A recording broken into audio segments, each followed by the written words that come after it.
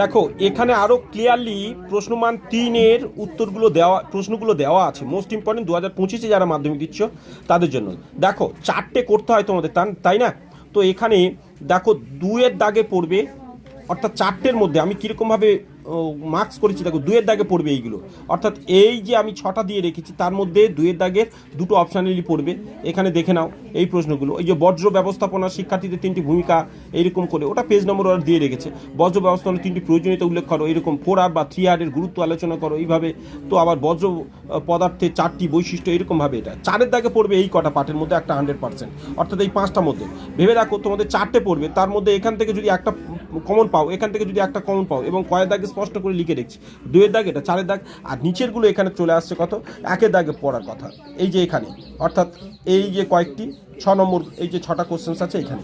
এছাড়া আমরা কিছু কোশ্চেন্স দিয়ে রেখেছি, যেখানে লক্ষ্য করো এইগুলো কিন্তু তোমাদের আরও একটু প্র্যাকটিস করতে হয়, যে বাকি দাগগুলো কিন্তু কমন পাওয়ার জন্য। এই হলো তোমাদের 3 নম্বর কোশ্চেন্সের জিওগ্রাফির ফাইনাল ইম্পর্টেন্ট কোশ্চেন্স। এগুলো তোমরা ভালো করে একটু করে চোখ বুলিয়ে যাও।